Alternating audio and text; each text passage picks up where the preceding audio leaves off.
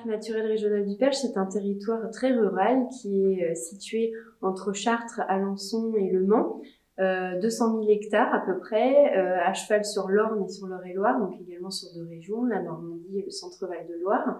Et un territoire qui est assez peu densément peuplé, puisqu'il y a 74 000 habitants sur le territoire. Très peu de grands centres urbains. La plus grosse ville où l'on le retrouve fait à peu près 11 000 habitants. Voilà. Au dernier recensement général agricole, il y avait à peu près 1500 exploitations. Et donc, voilà, l'agriculture a un poids assez prépondérant. Donc, ce territoire très rural, il est orienté vers des productions céréales, viande bovine et lait de manière très générale, avec beaucoup de ces productions qui ne sont pas valorisées sur le territoire. On a très peu d'agroalimentaire dans le Perche.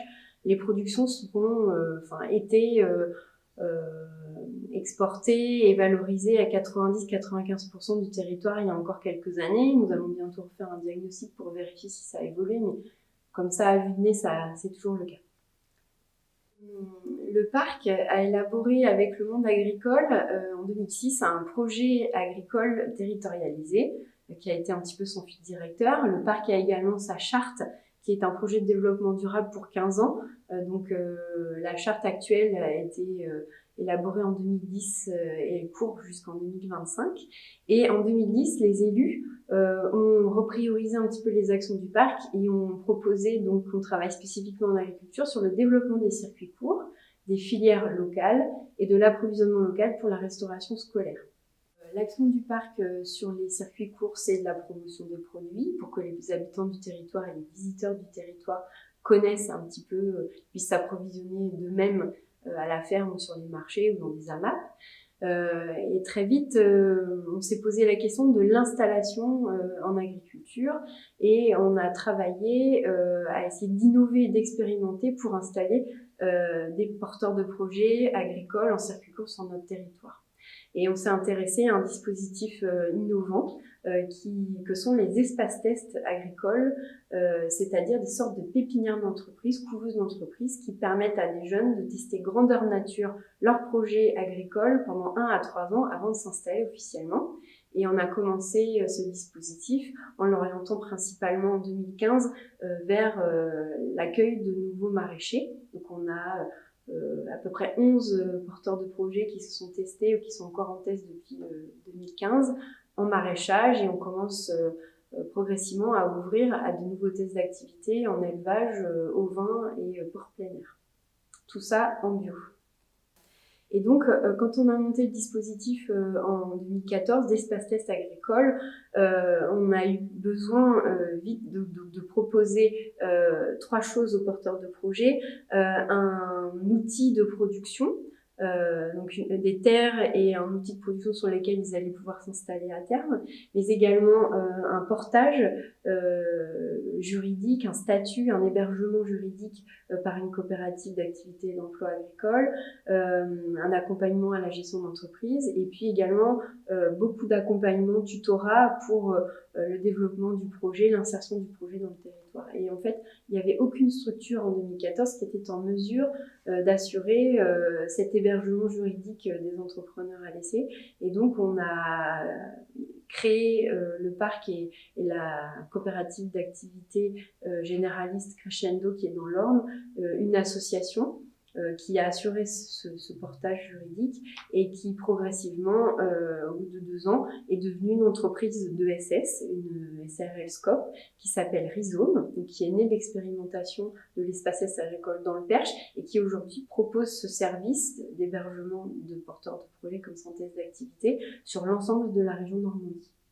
On travaille également sur le développement de filières locales et comme je vous le disais tout à l'heure, on a très peu d'agroalimentaire, donc on s'est intéressé à la question des outils de transformation et on a engagé sur les légumes un projet fin 2017 qui a été en partie financé par des fonds d'État du Programme national de l'alimentation régionale. On a mis autour de la table en fait un petit peu tous les maraîchers du Perche parce que entre 2014 où on avait quasiment plus de maraîchers dans le Perche, avec la création de l'espace test agricole et puis des installations spontanées, on est passé de plus qu'un seul maraîcher à quasiment 10 maraîchers bio sur le territoire du parc. Et on a de plus en plus de porteurs de projets qui veulent faire du maraîchage, de la transformation. Donc on a mis tous ces gens-là autour de la table fin 2017 et on a aussi écouté les besoins d'une plateforme de distribution de produits locaux qui nous disait qu'elle avait besoin de légumes transformés pour la restauration scolaire qui soit déjà prêt à cuisiner. Et donc, en novembre, cette concertation nous a permis d'arriver aux conclusions suivantes, c'est que les maraîchers n'étaient pas intéressés par une légumerie, qu'ils voulaient quelque chose qui soit très rentable et qui crée beaucoup de valeur ajoutée, de type transformation de conserverie de légumes.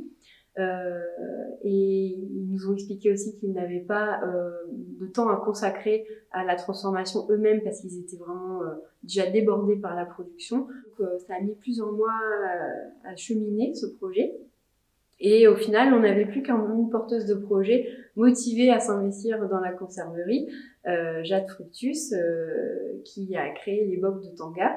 Et en fait, on l'a accompagnée, parce qu'elle était en test d'activité agricole et transformation, à créer son atelier. Donc avec la coopérative d'activité et d'emploi Rhizome agricole et le parc, on a accompagné dans une sorte de pépinière d'entreprise qui s'appelle les Ateliers Buguet à la Chapelle-Montméchon. Donc c'est un atelier de 115 mètres carrés avec un autoclave qui va permettre à la porteuse de projet Jade Fructus de faire sa gamme de bocaux, des pestos, des soupes, des légumes préparés, des caviars, et de proposer une prestation de service aux maraîchers du territoire qui, par exemple, font des surplus de tomates et qui voudraient faire du coulis de tomates, par exemple, et le commercialiser pour leur compte, ou aussi louer son atelier pour des gens qui souhaiteraient se tester ou s'installer à terme et éventuellement s'associer avec Jade puisque l'atelier est conçu pour redevenir collectif. Il avait été pensé collectif, il ne l'est pas aujourd'hui mais il peut le devenir et on a aussi réfléchi au statut juridique qui permettrait donc à cet atelier d'être collectif à terme sous la forme d'une coopérative d'utilisation de matériel agricole, une SIC ou une SCOP.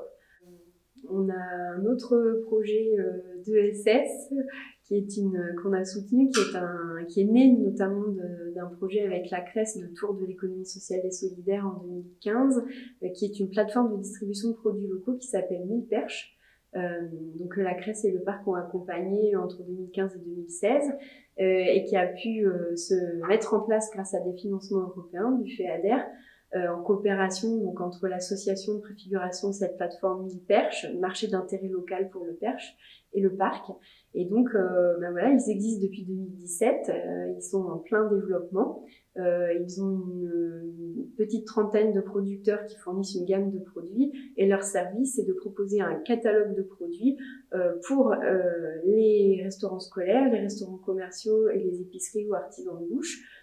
Avec un seul interlocuteur, une livraison et une seule facturation à la fin du mois, voilà, pour ces professionnels de la restauration. Et donc ça, c'est aussi de l'ESS.